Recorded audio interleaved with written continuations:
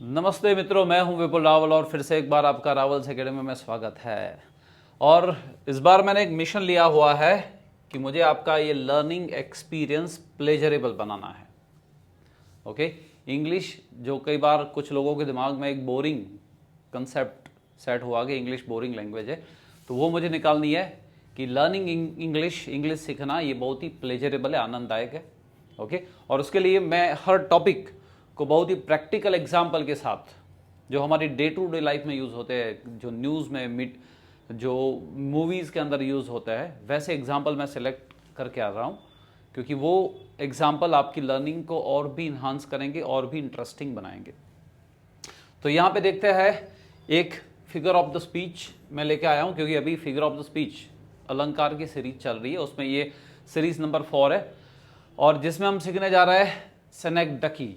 ये कुछ लोग सेनेक्डॉक भी कहते हैं। मिस ये CH का प्रोनाउंसिएशन च नहीं होगा, का होगा। जैसे मिस एक, I have headache, I have stomach एक, तो इसमें भी CH का प्रोनाउंसिएशन का होता है। तो सेनेक्डकी में क्या होता है कि जो वर्ड है वो एक्चुअली किसी चीज़ का पार्ट होता है और उस एंटायर चीज़ को वो प्रेजेंट करता है। इसका एक मोस्ट प्रैक्टिकल एग्जाम्पल जो हम हमारी डे टू डे लाइफ में सुनते भी है और यूज भी करते हैं। कई बार बहुत सारे लोगों को आपने कहते हुए सुना होगा कि मैं अकेला ही इस घर में कमाने वाला हूं और 4 मुंह है खाने वाले। ओके, कमाने वाला मीन्स ब्रेड अर्नर या ब्रेड विनर कहते हैं। And there I have 4 mouth to feed, 4 मुंह है खाने वाले। तो यहाँ पे 4 माउथ का मीनिंग क्या होगा? 4 पर्सन। जो माउथ जो एक बॉडी का एक हिस्सा है, वो पूरी बॉडी मीन्स पूरे एक व्यक्ति को यहाँ पे रिप्रेजेंट कर रहा है। कुछ और एग्जाम्पल है, the broken bricks reflect the glorious time once the witness. तो ये टूटी हुई ईंटें, यहाँ टूटी हुई ईंटें, इसका मीनिंग होगा तो वो खंडहर, वो भग्न अवस्था में जो स्मारक है उनकी बात की जा रही है कि खंडहर है ना, जो किसी वक्त पे उन्होंने जो भव्य समय को देखा था उसको बयां कर रहा है। Dhoni chose to bat first, Dhoni ने बैटिंग करना चयन किया था। तो धोनी हमारा कैप्टन हुआ करता था, तो यहां धोनी ने चयन किया था, मीन्स इंडियन क्रिकेट टीम ने बैटिंग चयन की थी after the toss. Next, the dish was delicious. तो डिश प्लेट की बात नहीं है, एंटायर मील की बात है कि भोजन स्वादिष्ट था। कुछ आगे देखते हैं, he just got his licence. Okay, उसने अभी उसका लाइसेंस प्राप्त किया है। So his parents have gifted him a new set of wheel. तभी उसके पेरेंट्स ने उसको new set of wheel gift किया है। इसका मीनिंग पहिए गिफ्ट किए हैं। व्हील्स का मीनिंग पहिए होते हैं ना, टायर्स होते हैं। लेकिन यहां वो किसको प्रेजेंट कर रहा है? कार, कि उसके पेरेंट्स ने उसको कार गिफ्ट की है। तो कैन यू सी, तो ये व्हील्स पूरी कार को प्रेजेंट कर रहा है यहां पे। कुछ और मोर इंटरेस्टिंग एग्जांपल आपके लिए है यहां पे। Okay, could you land me an extra hands in setting up this chair for the event. क्या आप मुझे कुछ और मदद दे सकते हो? यहां हैंड का, एक्स्ट्रा हैंड का मीनिंग हाथ नहीं, गिव मी योर हैंड, इसका मीनिंग आपका हाथ काट के मुझे दे दीजिए, ऐसा नहीं होगा।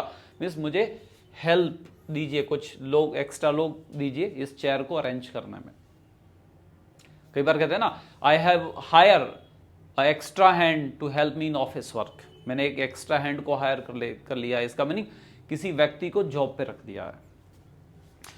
कुछ आगे है, when the bride walk down the aisles all eyes were on her stunning gown.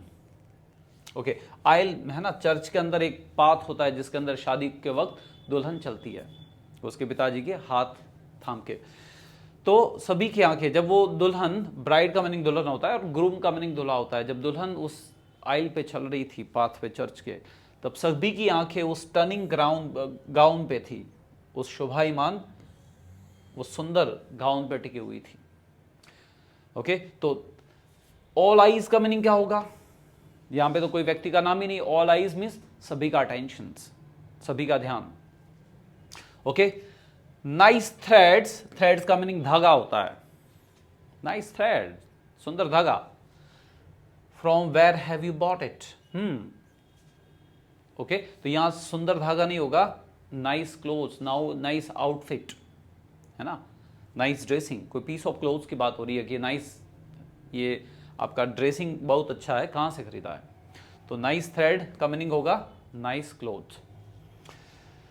She is married to dollar, उसने डॉलर के साथ शादी की है, नॉट टू अ पर्सन, है ना।